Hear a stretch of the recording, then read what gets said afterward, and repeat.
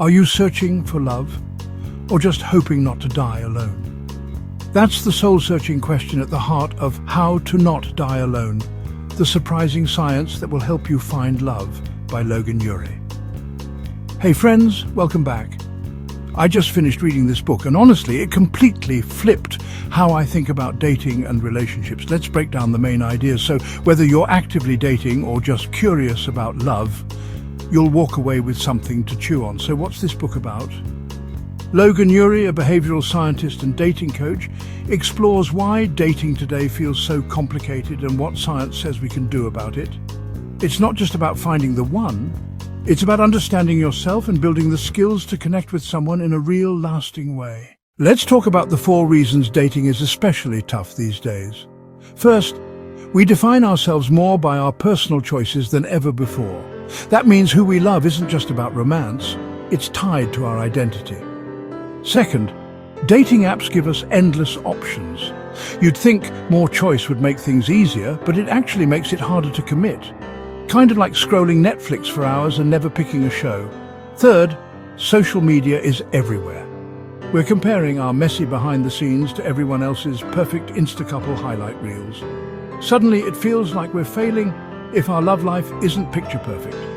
And fourth, the stakes are high. Choosing a partner is one of the biggest decisions of our lives. It can shape our happiness, careers, and health. No pressure, right? Now here are 5 practical tips that stood out to me from the book. 1. Know your blind spot. Are you a romanticizer dreaming of soulmates? A hesitator waiting for that perfect moment to start dating? Or a maximizer, always looking for the best possible option? Recognizing your style helps you sidestep self-sabotage. 2. Don't let perfect be the enemy of great. In real life, there's no perfect person. Look for someone who's good enough and focus on growing together rather than holding out for a fantasy. 3. Stop searching for prom dates. Instead of prioritizing looks or instant sparks, value emotional stability, kindness, and a growth mindset, traits that actually predict long-term happiness. 4. Spread your wings. Lower your bar for first dates.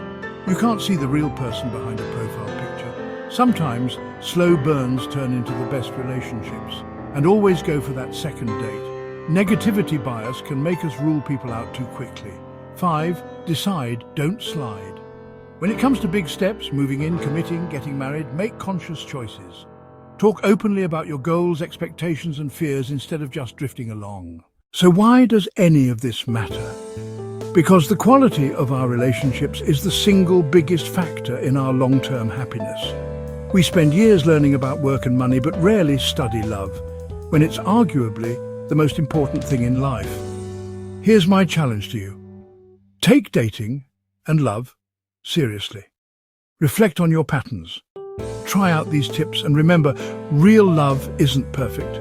It's built on real people trying, failing, and learning together. If this made you think, drop your thoughts in the comments. And hey, maybe check out the book yourself. It's honestly worth your time. Thanks for watching.